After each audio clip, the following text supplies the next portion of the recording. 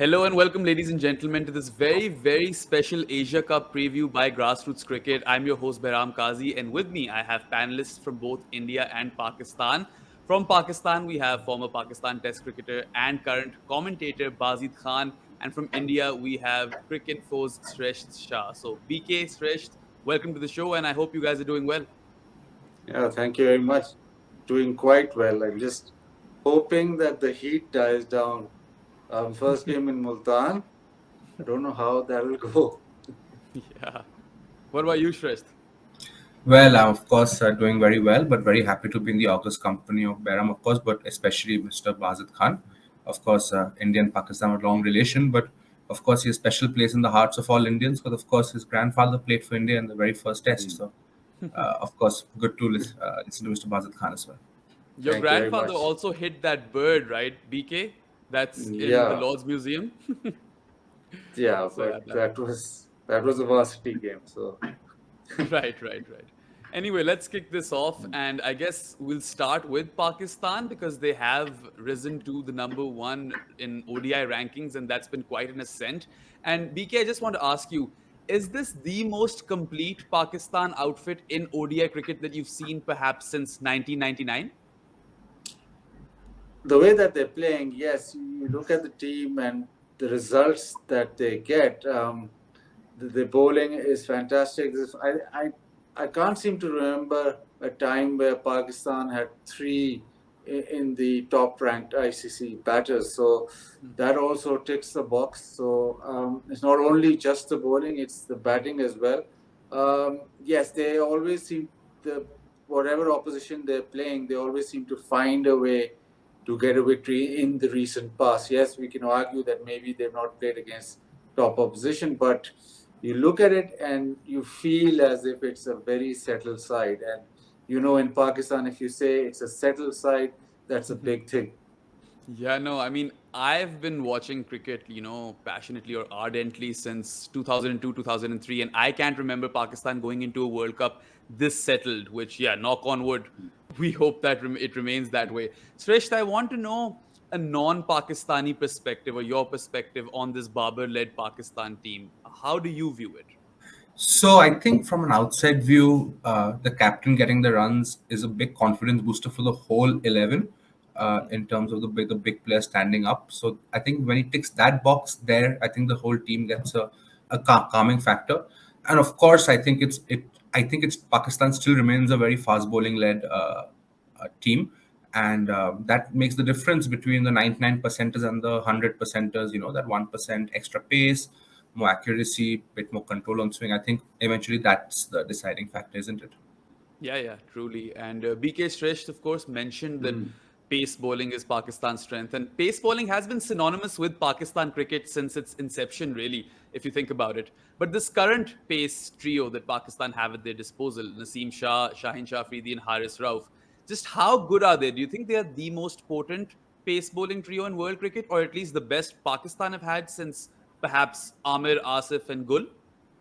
Yeah, absolutely. I think right now you look at the pace bowling attacks throughout the world, and I think they'll be right at the top.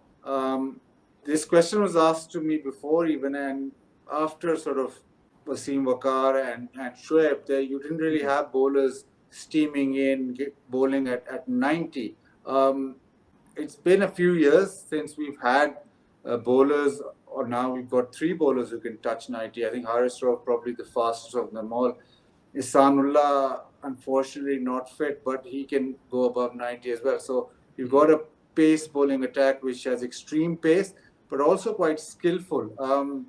I credit it, which is quite strange, I credit it to T20 cricket, really.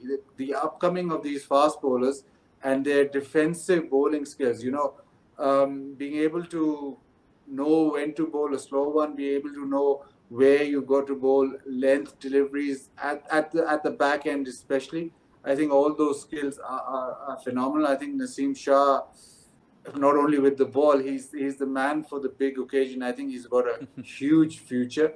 But the thing is, if they don't get championships, if they don't get medals, then it'll just be another great bowling attack. If they then go on to win a big World Cup, or win something like that, the ICC championships and trophies, then they'll go on to be sort of said that they probably are the best bowling attack, or one of the best bowling attacks that played for Pakistan. But it is important that Pakistan win a trophy, win a championship, because it's all right being a very good bowling attack, a very good unit. Once you get a trophy, that's when you're really recognized. That's true, and they've come close a few times, just haven't been able to get over the line. So here's to hoping that they can win a trophy this time around. You know, they've got two big tournaments coming up. Anyway, Sreshth, I want to ask you about India's bowling attack as well, because that's quite potent. If you look at Mohammad Siraj is in the top 10 ODI bowler rankings, and he's had a wonderful start to his ODI career. And then you look at the likes of Mohammad Shami, who, you know, targets the stumps and can be a big wicket taking option. And you've got Jasprit Bumrah back in Indian colours. Of course, he's returning after a year long injury, or nearly year long injury. And he is different gravy, isn't it? I would say, if you ask me, he's the best fast bowler India has ever produced. But he's just gotten back. And, you know, these three guys haven't really played together as much in the recent past. And they do say that fast bowlers hunt in packs. How do you think they stack up to Pakistan's pace attack, and how would you compare the two? Well, see, having seen their camaraderie off the field, I think that they're quite close anyway. So from that side, the teamwork is in place, even though they have not played much. I think man for man or pound by pound, the two fast bowling attacks are almost identical in terms of what they really bring to the table. You can compare each of those Pakistan top three with three bowlers with the Indian bowlers. But the main difference, I would say, is Siraj slightly more inexperienced in the format compared to the Pakistan जो all सारे पक चुके हैं, you know, they're almost ready to really be in, I mean, World 11s and so on if they have a couple of good seasons. But I think that is one area where he is very potent, Siraj. But the downside, there could be a downside as well with the inexperience there. And eventually, the main difference I will tell you is actually the batting ability of these three bowlers compared to Pakistan's three bowlers, because that actually makes all the difference as a team planning when you're approaching batting in Asia. Yeah, that's actually a very valid point. And BK, have you seen this in Pakistan teams of the past or other teams in the international circuit where all the way down to number 11, each of Pakistan's tail enders, they have the ability to whack the ball for six. And we've seen them bail Pakistan out on numerous occasions, very recently too, in the Afghanistan series. Do you think this is a very, very special trait that they possess? Yeah, look, if you bat deep, that's always a help. And looking at the pitches, I was quite surprised the way that, especially in Colombo, the pitch played. Obviously, a lot of cricket has been played there, so they're not very easy to bat on. So you need that depth in batting. You need players who can up the ante at the back end and also down the order, as we found out in that Afghanistan series. It'd be very interesting if the pitches come the Colombo leg, which I think is the second leg, remain the same, because there's been so much cricket on them. You can see that there's uneven bounce, and it's not an ideal ODI pitch. And it'll be very interesting how these bowling attacks stack against each other. I think high quality bowling on those pitches will be very, very difficult. And so it matters that you have players who can bat till, say, 10, 11. It sort of reminds you of that great South African team whose batting never ended. But these guys have improved, and to have players like Shaheen Shah Afridi develop their power hitting is brilliant. But also to have players like Naseem Shah come in at number 9 or number 10 and be able to, A, in a test match, hold up the end and make sure your captain gets to 100, and B, when the time comes, he sort of gets it upon himself to win you games, and not once but twice. And it shows the not only the ability with the bat, but the temperament and the mindset that he possesses. I think just by that, you think and feel that he is something special. Yeah, it's a very interesting point, because when you look at Shaheen, you look at someone who can slog. On his day, he can take you apart, right? Even with the bat. Haris Rauf is capable of hitting a six, but Naseem seems to be much more than that, right? He seems to be a composed character, and he's quite versatile with his batting. On days he could just save you and grind it out. On other days, he could smash 2 sixes in the final over and win you games. So he's quite the asset that Pakistan have developed. BK mentioned, Sresh, that these aren't going to be easy surfaces for fast bowlers to bowl on. And Jasprit Bumrah is just back, in Indian colours and playing ODI cricket. And he's just played a few T20s before, which isn't quite the same thing as 50 over cricket. Do you expect him to feature in every game, or do you expect India to, use him sparingly given we're in a World Cup year? I said these were difficult pitches to bat on, so high Oh, quality right. bowling will be difficult to face. I think, especially in Colombo, where it is a used pitch, you saw short of length deliveries fly through. So I think Bumrah and all the fast bowlers will be licking their lips. The Afghanistan didn't have such high quality fast bowling, so it'll be interesting if a same sort of surface is prepared, or well, it plays the same way with two top quality bowling attacks in terms of fast bowling attacks in Pakistan and India. It'll be very interesting how the batters stack up to that, which yes, it is the Asia Cup is going into the World Cup, but Indian pitches will be completely different. So it's quite a dilemma if you look at that way. You're preparing for a World Cup in India, which we expect to have pitches which will suit batting, and you end up playing in Sri Lanka, where it is spin friendly also, but what we've seen in the 2 or 3 games is that there's a lot of variable bounce. Right. I mean, correction, of course. Apologies for that. But Shresh, the question remains: do you think that India I will don't think use he'll be Jasprit Bumrah rested for sparingly? anything. I don't think he'll be rested for anything because India don't have a lot of ODIs actually left leading up to the ODI World Cup. At the max, maybe the Nepal game. I mean, that's about it. But India will be very not to take any team so lightly. And about injuries, I think Bazid Bhai would know better that it is really not a factor of. I mean, sometimes yes, it is about how quickly you've come back, but injuries can happen to the most fit player as well. It's just one dive. We saw Kane Williamson; he's almost out of the World Cup because of how he dived at the IPL, and that innumerable examples. So you cannot bowl, I think, with that fear because then you'll end up bowling at maybe 135, and maybe batters will hit you all over the puck. He needs to bowl at his best, and you just keep fingers crossed for the fitness. Yeah. Yeah, it's interesting you bring up, injuries that are suffered via fielding. Shaheen Afridi recently, last year suffered Yeah, Sri something that Lanka. was quite similar twice last year in Sri Lanka and then the World Cup as well. So here's a question for both of you. BK, you can answer it first, and then Sresh, you can go next. When you look at the top three of each of India and Pakistan, it is absolute quality. India, of course, Rohit Sharma is extremely experienced. Shubman Gill is arguably one of the most exciting batters in all of cricket, really, across all three formats.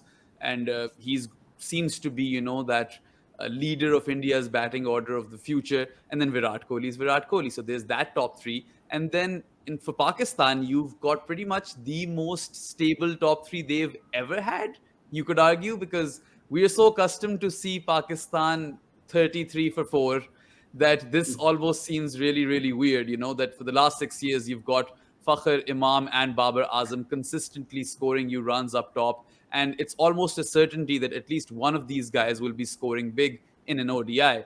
And that's quite a luxury that Pakistan have. So, how do you think those top threes compare against each other?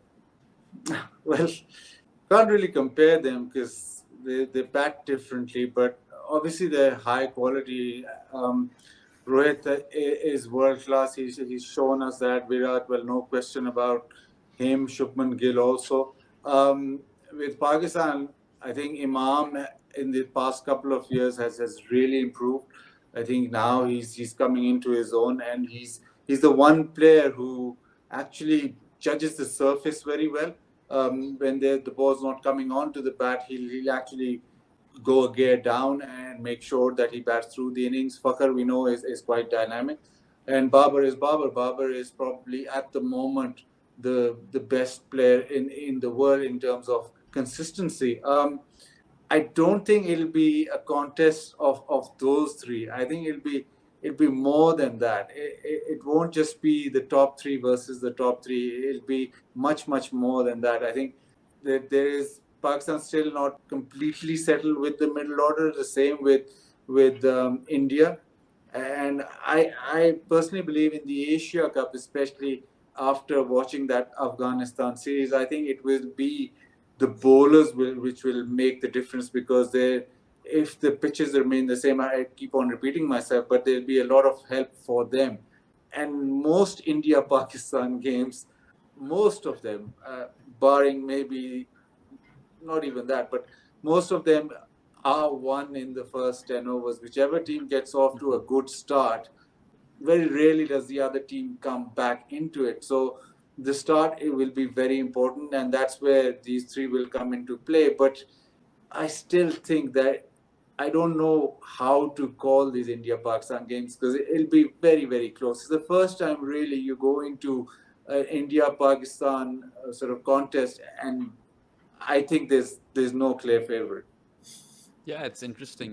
We haven't had an ODI versus both teams since 2019 in the World Cup. It was that game at Manchester that India won, and it was quite a one-sided fixture. Anything you'd like to add to what BK said, Shreyas? Of course, I want you to address the top three question, but then there's a lot of middle order stuff that I need to talk to you about as well. So, So yeah, of course, go Bazid for it. Bhai is absolutely right about everything he said.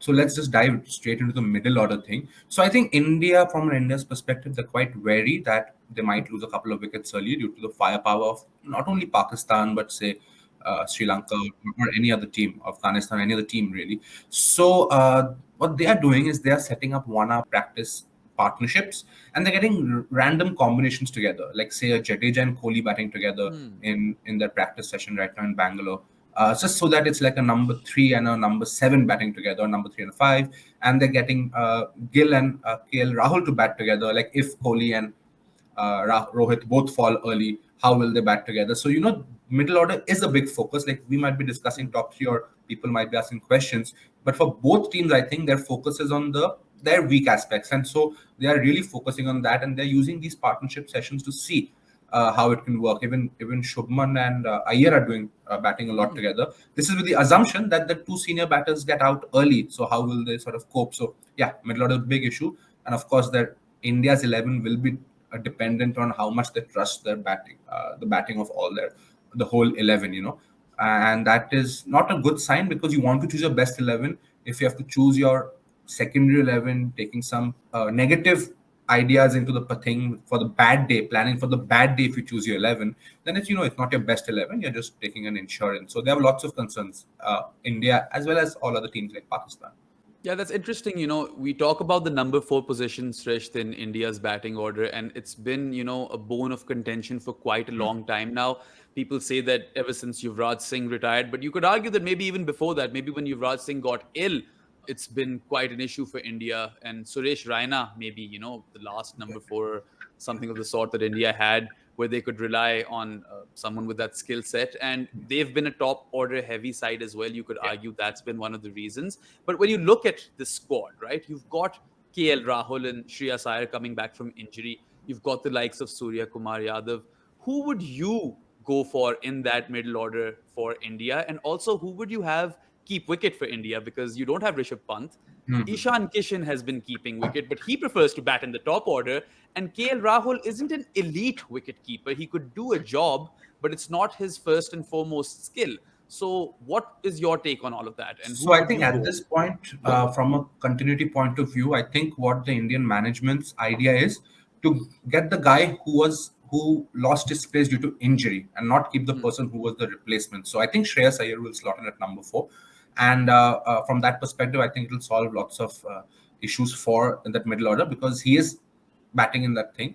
But addressing a number 4 question, I think we see number 4 as a batting position, but which is we need to see it as an entry point. Like how Hmm. does a batter do when he comes in the 15th over as a number 4? How does he do at the 30th over mark? And how does he do when he comes at the 45th over mark? I think that's how you have to determine the utility of the number 4, and not just based on their batting position. So in that sense, I mean to say is if India are 200 for 2, you might see a Hardik Pandya come instead of Shreyas Iyer at number 4.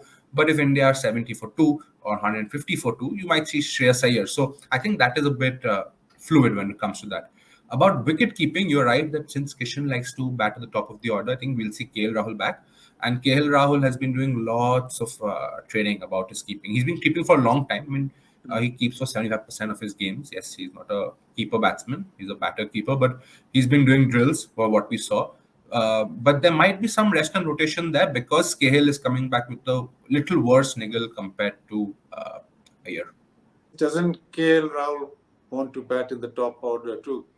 So I think at this point, playing World Cup, playing Asia Cup, I think is more priority, I guess, for him because there's no place at the top of the order really, and he has been fairly flexible compared to a lot of different Indian cricketers like Gill, who has went to Dravid and said I want to bat at the top. I think Rahul has been very flexible, and I think the World Cup is in the mind. I guess team must have said, hey, if you really want to be in the action, you need to be in the middle order. I guess it's the deal right now. Fair enough. And speaking of the middle order, BK, I want to ask you a question with respect to Pakistan's middle order. Now, a lot of people have raised concerns of Rizwan batting at four, and it's interesting what Shrestha said because entry points matter. And maybe Rizwan isn't the best, option when Pakistan have batted deep and you're just batting in the last 10 overs. You probably like to send someone like Iftikhar potentially in that sort of situation. But, Rizwan's done a pretty good job. If you look at his numbers, he's averaged pretty well at number four and at a very good strike rate as well. And then, even though this has been an issue for Pakistan as well, they were also top three reliant for a long time in between, and still every now and then will suffer a collapse in the middle. But you've got the likes of Salman Ali Agha, who's a really good player of spin. You've got Iftikhar, who's having a purple or experiencing a purple patch, and he's a pace basher of the highest order. How comfortable do you feel with this Pakistan middle order? I think with Rizwan, if obviously if you lose early wickets and or the pitch is slightly difficult and you need somebody who can make sure that absorb pressure and build an innings, yes, Rizwan is your man. But if for instance you're playing in India and you're chasing 350 and second batter gets out in the 25th over, then you have to look at Iftikhar. I am a big advocate for Iftikhar. Iftikhar in his list A career has a wonderful average at number four. He prefers that number. But the other issue that I'm seeing in that middle order is that we've got Iftikhar and you've got Salman Ali Agha and Saud Shakil. Now, I don't see Saud Shakil and Salman Ali Agha playing in the game if conditions are such where you need boundaries and you need to be very sort of quite aggressive. Yes, where Sri Lankan conditions or where the pitch is sticky and the ball's not coming onto the bat, yes, then you can go with him. I think Saud Shakil is a wonderful player of spin, and we saw in that brief innings against Afghanistan how comfortable he was on a pitch that was offering quite a bit to the spinners. But again, then you have to look at the bigger picture in terms of requirements of runs. I still think that Pakistan needs somebody to be able to, even with Salman Ali Agha, you need somebody to really be able to attack the spinners. Now, the other option you've got there is actually promoting Shadab. Shadab is almost wasted when he comes in at number 8. He's almost wasted when he comes in at number 7. He's in T20 cricket.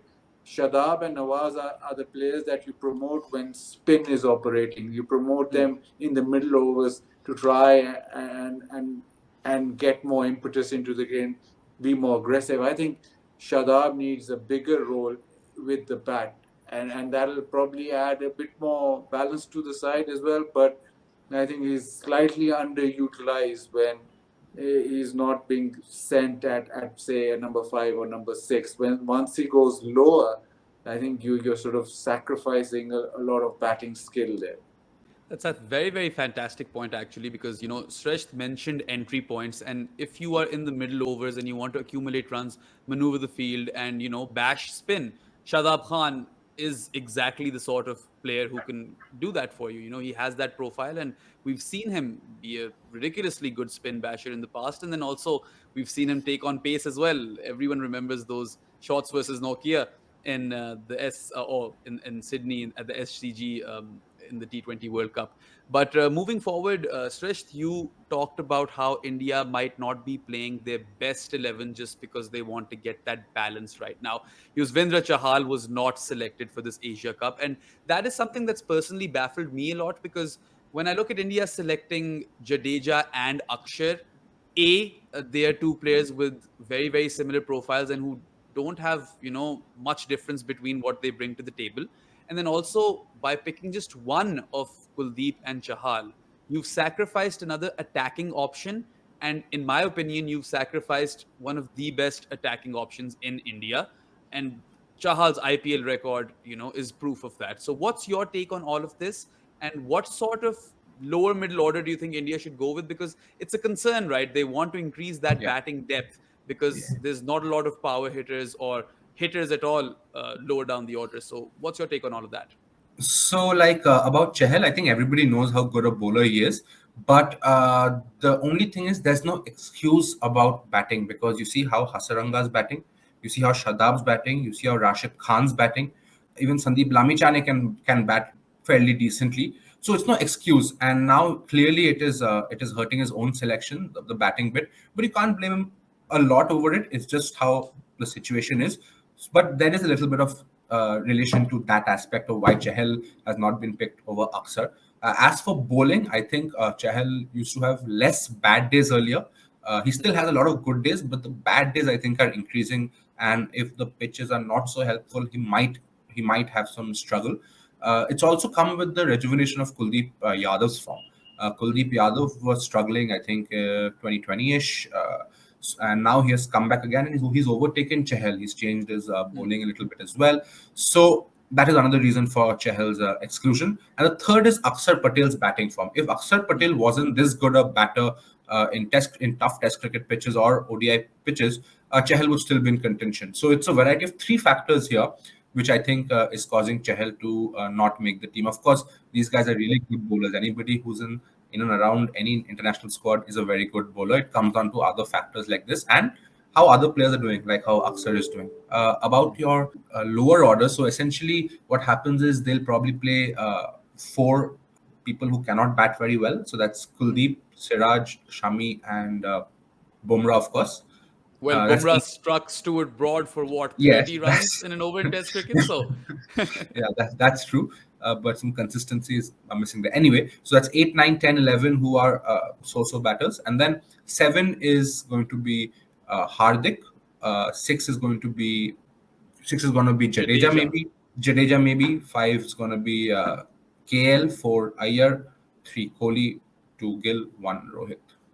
BK, just want your thoughts on this as well. What would you have leaned towards? Playing Kulcha as a pair and sacrificing on some batting depth, going with more attacking options? Or would you also, lean towards what India has done and what Rohit Sharma's thinking is supposedly?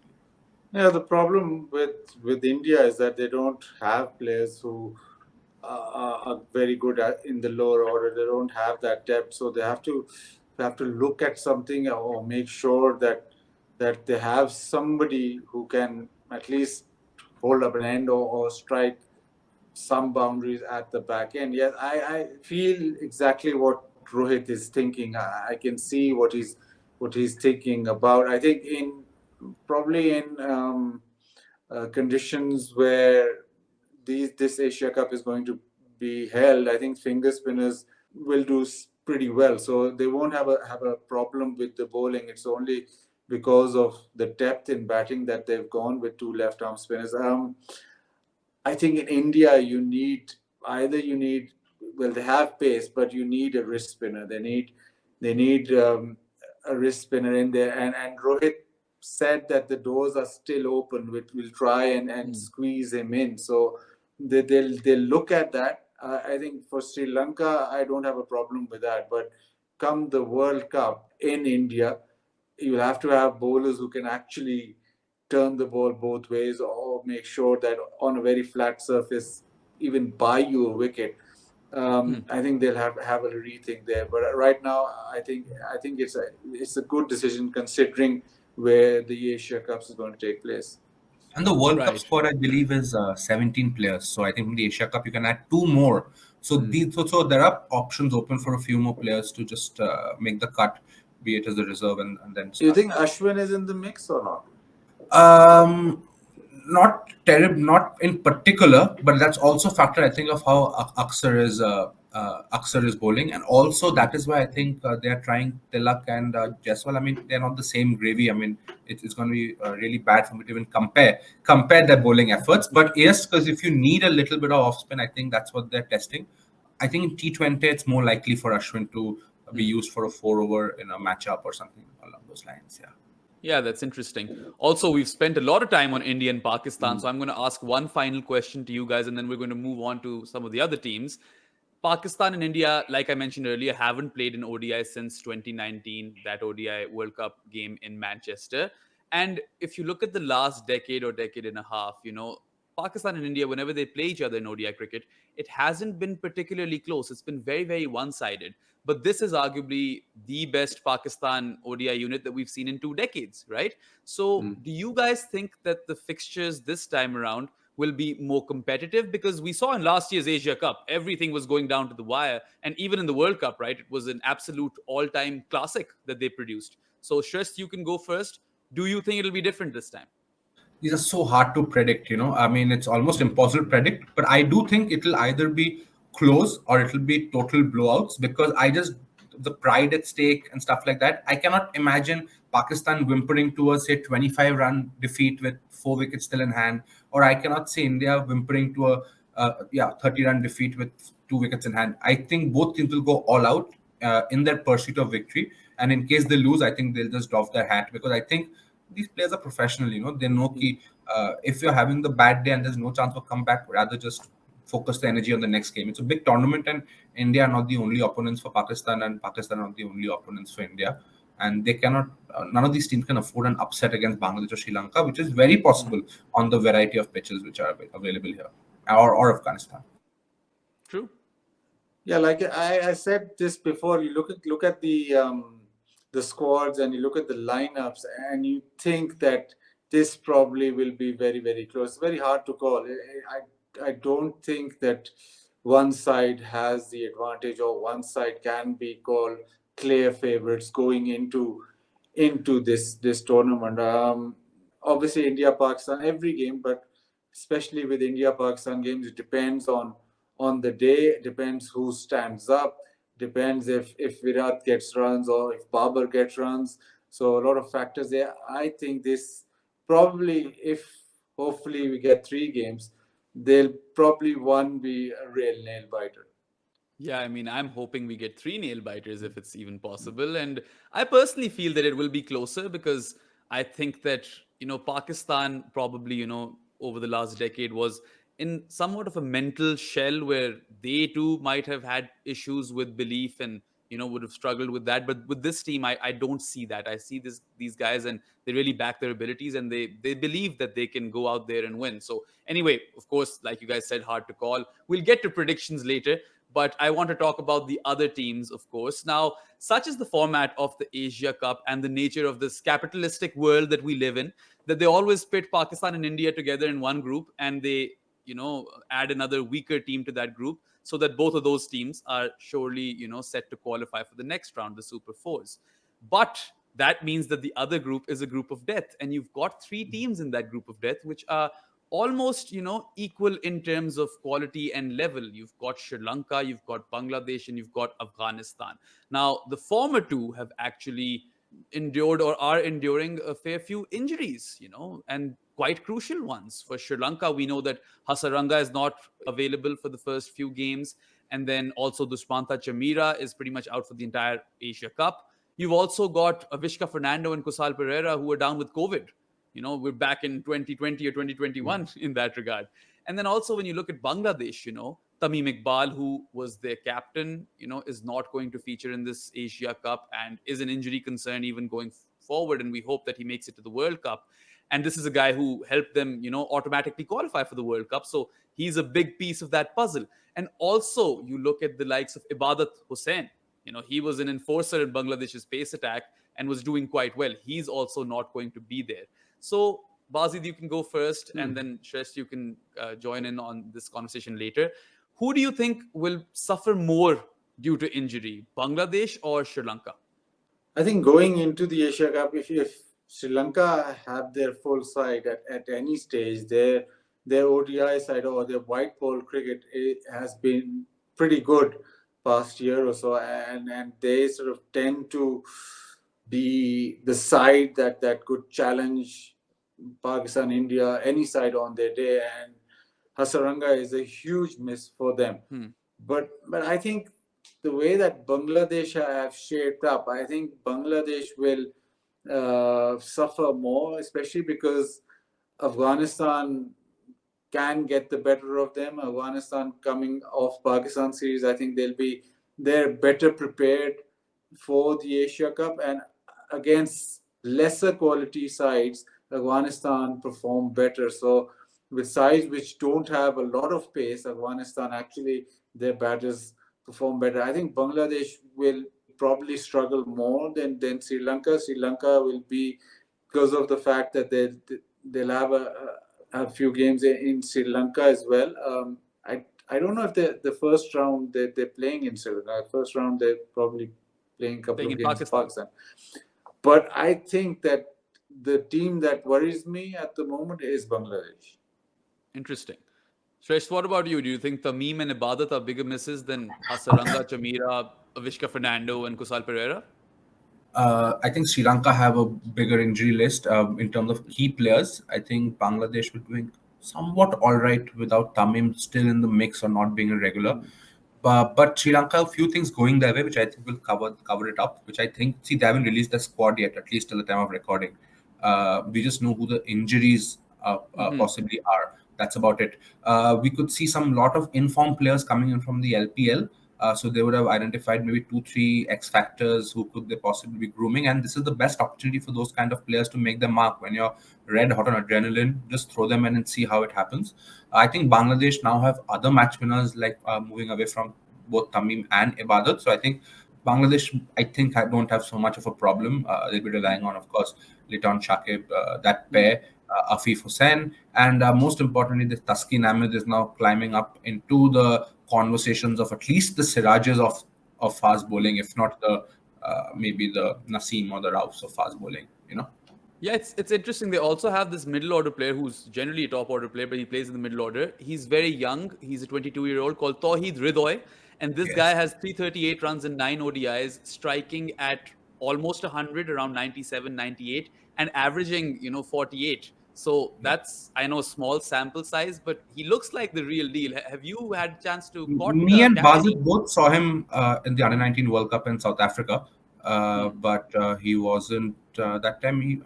Bangladesh did very well, but he was just blooming there slowly. But not a lot of players from that squad have made it to the international team, and he's one of them. So definitely, he is someone who the Bangladesh players the system is looking closely at. I personally haven't seen a lot of him recently, but the progression, because see, it's an up and coming country, so there's so many batters knocking on the door there. So if he's coming in, that means there is the ecosystem believes that he is the next hot property. What about you, BK? You saw him at the Under-19 World Cup. What's your take on Tawheed Yeah, Ridoy? again, at that World Cup, he was there, but it didn't sort of stand out or strike you straight away as a one for the future. But I think he's developed recently, and he got was he playing LPL or some league where we got quite a few runs, and a lot of players, even Pakistani players, started talking about him. So there's definitely something there. There's definitely something that players are picking up on. Yes, they Bangladesh have these players who come through and they look very good, say first 10, 15 ODIs, but quite a few. The problem with Bangladesh is that they throw up players into their side, and very few actually progress. That's a huge issue. I think they've got so much talent with the bat. They'll have batters who'll bat one series or one season exceptionally well, and you think that okay, they've found someone, but then they tend to fade away. I don't know what the issue is. I don't know what the problem is, but the progression of their players through international cricket or through their international side is the huge problem. If they probably look at the list where so many potentially players, batters who would you think have a career like Tamim or somewhere close have fallen to the wayside. I think that is a huge issue, and I don't think they've been able to solve it yet. Yeah, it's interesting you say that because there's another player, Nazmul Hassan Shanto. He's been doing really well at first drop, has had quite an extensive run in international cricket, and he's finally looking to come of age. So we hope that these Bangladeshi batters, are able to stake their claim up top like their predecessors in Tamim, Shakib, Mushfiqur Rahim, and the likes. But anyway, let's move on to Afghanistan. So this is arguably the greatest spin attack in world cricket. They're absolutely world class. Rashid Khan is arguably the best spin bowler in limited overs cricket. Then you've got Mohammad Nabi's experience. You've got Mujib with the new ball. You've got Noor on the bench. So they're absolutely stacked. And then if you look at their top three, Afghanistan is not a batting team historically. But if you look at their top three right now, Rahmanullah Gurbaz has 5 ODI hundreds and 24 ODIs. And he just is fresh off a 151 versus Pakistan. You've got Ibrahim Zadran, who's got 800 plus runs and 17 ODIs, and he's doing really, really well as an opener for Afghanistan. And Rahmat Shah might not have the strike rate, but he does have, runs under his belt at number 3. But it's a team which still has a lot of holes, unfortunately. And, it seems like it'll take them some time to become like contenders for tournaments like these. But very much dark horses, perhaps, and they have the ability to beat anyone on their day, right, BK? Yeah, the problem they have is that once they're up against quality bowling, then their batting the holes in their batting show up. Also, I find it quite strange because if you're playing in a team or a squad where you just have these 11 or say 10 or however many quality players, whatever the conditions are, you play them. And Afghanistan insists on playing with a medium pacer, and more often than not is when the medium pacers come into the attack at the back end or in the middle overs is where all the pressure is released. And it was absolutely baffling with this Afghanistan-Pakistan series where you mentioned that Noor was sitting on the bench, and very few players who played against him are able to pick him. And even Pakistani players have struggled against him in different leagues where his googly is not being picked. And on pitches where you think that it's helping the spinners, they never back their strength. They'll just stick with their 3 spinners. They'll never play 4 spinners. And you say top quality spin attack, yes, but they don't give themselves that chance. You have players who are high quality, and you have players or spinners who can win you the game. If you play an extra spinner, then that Rashid will bowl deeper into the innings. Mujib will have overs at the back end, and I don't think that they're a worse option than having a medium pacer bowling the 45th, 47th, or 50th over. Unfortunately, they don't have high quality pacers. Yes, Fazlul Haq Farooqi is there, but you don't have a pacer who's got sort of high pace or something, or sort of ability to defend at the back end. And if you look at the games against Pakistan, close games which they have lost, you'll always go back to the medium paces. So even in T20, you go back to Kareem Jannat, you go back Asia Cup against Shoaib Malik, Aftab Ahmed, I think, and then Fazlul Haq Farooqi. And so even Gulbuddin Naim in the World Cup. So once you have that option and once you have that strength, why not back the strength, especially where conditions are conducive? So I think Afghanistan missed a trick there. Yes, you want to develop your fast bowling, but at the moment you don't have it. So you play to your strength, and I don't think they give themselves enough chance or give their strength enough chance. Interesting. Anything you'd like to add to that, Sreshth? No, Bazid Bhai said almost everything. But I think what Afghanistan need to do is not bat thinking. I mean, then what they do right now is when they bat, they think about, can our bowlers defend this? Accordingly, they want to reach a total. We need batsmen to bat, not thinking about the bowling unit they have. I mean, it sounds impractical, but that's how you bring your best version out. They shouldn't play within themselves, and in that way build an innings. And we want to see if that is possible or not here. They can easily qualify into the Super 4 because Sri Lanka don't have Hasaranga in early, and so Sri Lanka will really miss that. And these three spinners can run through the Sri Lankan batting lineup as well as the Bangladesh lineup. So I think Super 4s, I would perhaps call them even favorites when Hasaranga is not missing from that group. After that, when the big boys, I mean, from the other group come into the picture, then you have to see whether they have done enough practice to do it. It's tough. It's going to be tough against India and Pakistan, I really believe, especially when the Asia Cup stakes are also higher. Bilateral and Asia Cup are different tournaments, right? So I think they might crumble under the pressure of trying to go a bit far against both these sides. But Afghanistan once tied with India in the Asia Cup last time in an ODI, and they can very much do it here as well. And when Mujib bowls as well as Rashid, then what happens is the opponent now can no longer defend both Mujib and Rashid. Now they have to attack at least one of them or maybe both of them. So having that second spinner doing as well or a third spinner doing as well as Rashid really even makes Rashid also more potent. Yeah, it's interesting. And I think that's a fantastic point that you raise with respect to Hasaranga, because he was the leading run scorer and wicket taker in the LPL. So he's going to be a big miss for Sri Lanka. And Afghanistan have defeated Sri Lanka a fair few times in ODI cricket. So that'll be an interesting contest to watch. All right, so one last question on Afghanistan. We mentioned that, they don't have as good a pace attack as, other countries. But Fazal Haq Farooqi does add a different dimension now. He's good with the new ball. He's a left-arm seamer. So that is a good stock to have, or of the likes of someone who can bowl up front with the new ball and is a left arm seamer. So that's good news for them. But then also Azmatullah Umarzai is injured, and Naveenul Haq seems to be in the middle of some sort of controversy because he's not selected for this Asia's Cup squad. Do you think those guys are going to be missed? I think probably Naveenul Haq might be missed, but you talk about Fazal Haq Farooqi. Yes, he plays, but who partners him? That's the biggest issue. At the moment, Mujib will bowl with the new ball, so then you're looking at somebody who will either bowl in the middle overs or at the back end.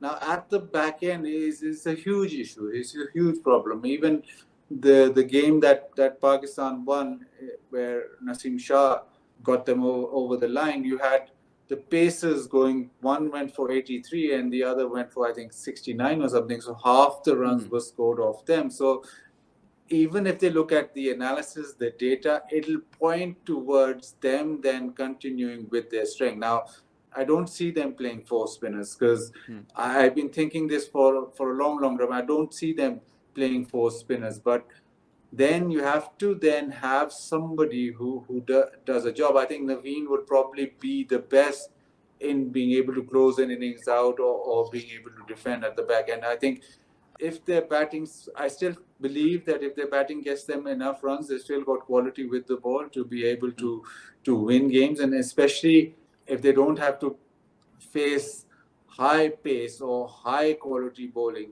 We'll see this issue as well, because these smaller sides, when they come against high ranked or better opposition, the first thing that'll hit you is pace, because you're not used to playing pace. And once you go over 90, that'll hit you, and then the bouncer will come into play.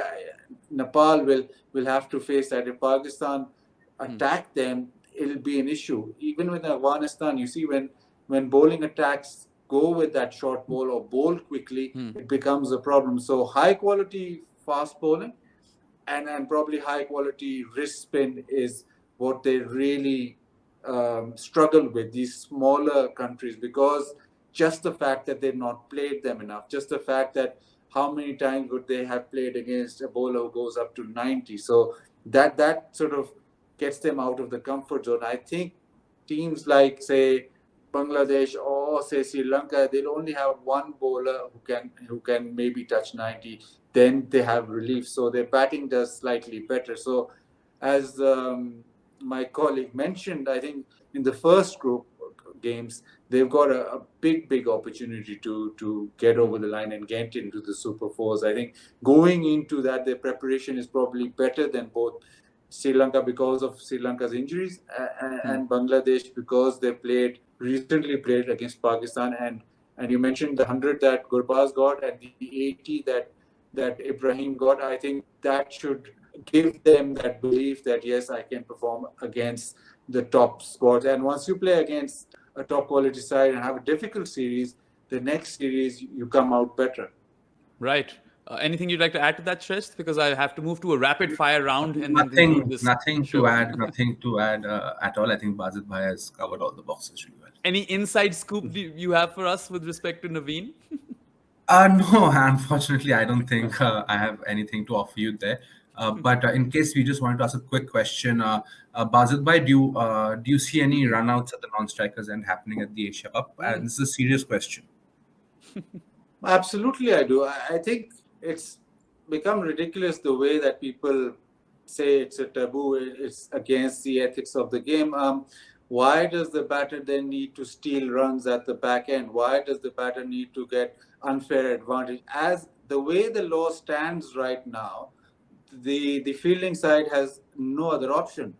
You either run him out or you don't run him out and let him carry on. So you don't have any option. And if you want to tweak the law, yes, once you tweak the law, then it's a different story. But right now, it's a run out. And if a batter is taking unfair advantage, and they normally take unfair advantage when the game is close, you won't see them sort of running out of the crease when you're in the middle overs, or you won't see them running out of the crease when you're needing 2 and over or 3 and over. It's when the game gets tight when the batters take advantage. And I feel to say that it's unethical, I think that's wrong. Unethical is when you try and catch someone out with the ball bouncing once or twice, or even unethical is when you nick the ball to slip and don't walk. Maybe then you look at that, all of that, because this is within the rules of the game. And if you want to take unfair advantage,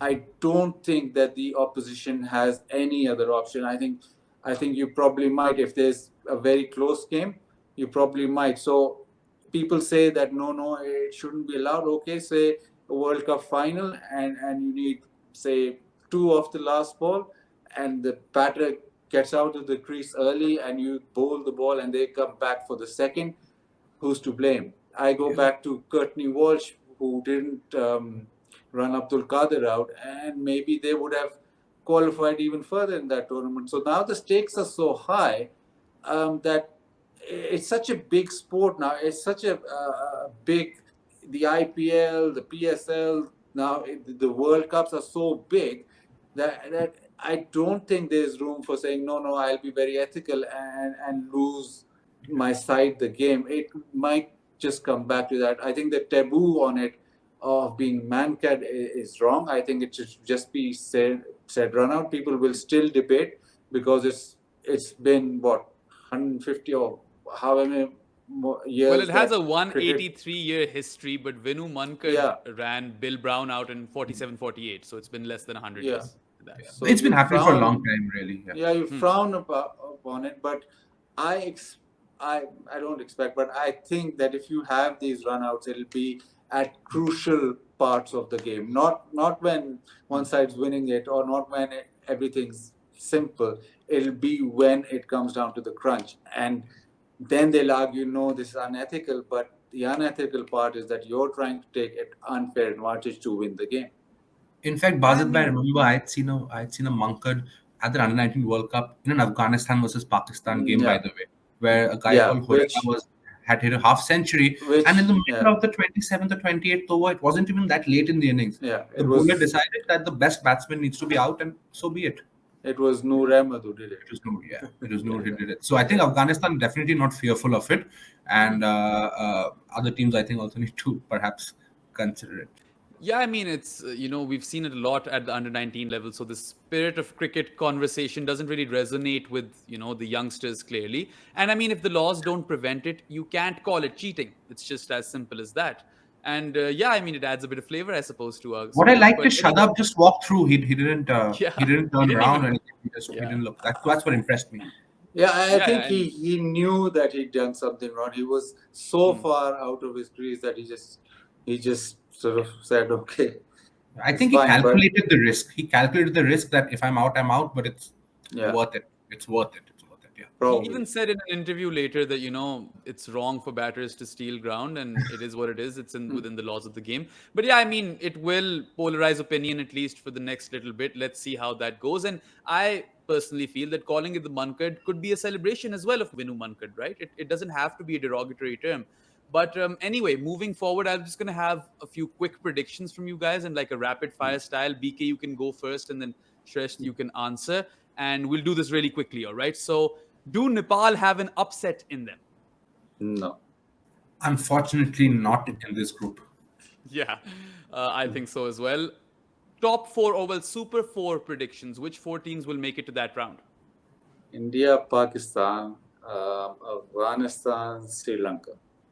Yeah, same four. Sri Lanka, I think the home advantage will play a little bit of factor in them, maybe. I'm going to go a little left field and say India, Pakistan, Bangladesh, Afghanistan. So let's see now who wins this one. Who will be playing the Asia Cup final? India, Pakistan. Every other answer is the wrong answer. Yeah. Absolutely, I'll go with the same. And who is winning the Asia Cup? It'll be a washout. Super over? No super over, Bazid bhai? Bowl out, maybe. I think now I have to. This being streamed in Pakistan as well, so I'll have to go with Pakistan, won't I? Yeah, and for exactly the opposite reason. But no, in all seriousness, I think India are really desperate for that world title. I mean, they do win Asia Cups often, but I think I'd back India, honestly, on the big day. I'll go with Pakistan as well. So There's no logic in this. This is just there's absolutely no logic. But here's an interesting one, and we'll kill the show after that. Who will be the player of the tournament? Player of the tournament, I think Naseem Shah. Okay, tough one, but I think Virat Kohli will get a lot of runs. So yeah. I'm going to go with Shadab Khan. So anyway, thank you so much, Bazid bhai and Shrestha, for taking out the time. We've gone well over 45 minutes, but this was a lot of fun, and it was an absolute pleasure to be able to pick your brains. And thank you so much for taking out the time to feature on our show. Thank you. Take care. Thank you, Bazid bhai. Take care, Behram. Yep, thanks. And thank you, viewers, for tuning in. For similar content, stay tuned. Brought to you by Grassroots Cricket.